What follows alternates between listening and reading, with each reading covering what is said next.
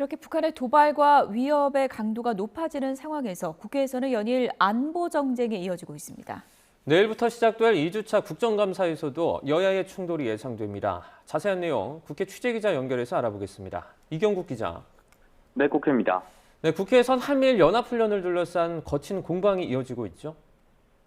네, 그렇습니다. 앞서 민주당 이재명 대표 한미일 동해훈련을 두고 극단적 친일 국방이라고 비판을 했습니다. 며칠째 이를 두고 여야의 거센 공방이 계속되는 모습입니다. 먼저 국민의힘은 이재명 대표가 사법 리스크를 덮기 위해 반일 감정을 자극하고 있다면서 나 혼자 살자고 나라를 파는 꼴이라고 비난했습니다. 권성동 의원도 SNS를 통해 이 대표가 망언을 쏟아냈다며 민주당도 반일 선동이라는 정치적 마약에 의지하면서 이를 결사옹위하고 있다고 지적했습니다. 이어 이는 문재인 정부 비리와 이 대표의 범죄 의혹에 대한 관심을 돌리려는 의도일 거라며 피의자가 될 바에야 선동꾼이 되는 게 낫다는 심보라고 주장했습니다. 반면 민주당은 친일 국방이라는 주장에 더욱 힘을 싣는 모습입니다. 한 번도 일본군이 독도 근해에서 우길기를 내걸고 힘을 과시하도록 허용한 적이 없었다고 질타했고요. 현관문을 열어주면 안방까지 들어오는 건 시간 문제일 거라고 주장했습니다.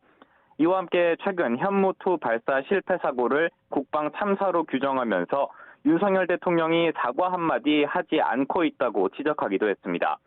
이런 가운데 북한의 미사일 도발과 위협이 계속되고 있는데요.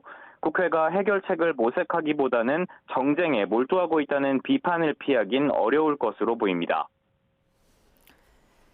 내일부터는 다시 국정감사 일정이 시작이 되는데요. 남은 일정에서도 여야 기싸움이 치열하겠죠?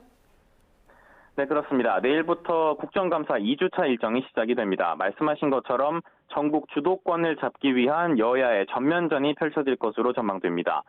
당장 내일 감사원에 대한 국회 법사위의 국정감사가 최대 격전지가 될 것으로 보입니다.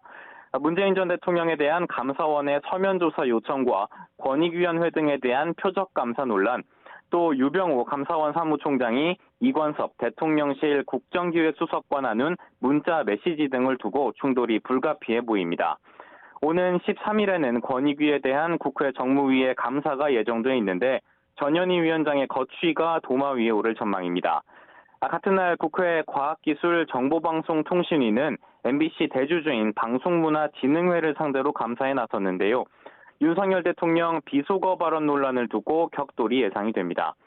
14일에 잡혀있는 국회 국토위의 경기도 국감에서도 여야의 극한 대치가 펼쳐질 것으로 보이는데요. 국민의힘은 대장동, 성남FC 등 이재명 대표를 둘러싼 의혹들을, 민주당은 김건희 여사 일가의 양평 공흥지구 특혜 의혹을 소환하며 공세를 펼칠 전망입니다. 이와 함께 법안을 둘러싼 여야의 신경전도 이어질 가능성이 큽니다. 특히 여가부 폐지 내용을 골자로 하는 정부조직법 개정안과 민주당이 추진 중인 노란봉투법을 두고 신경전이 불가피해 보입니다. 지금까지 국회에서 전해드렸습니다.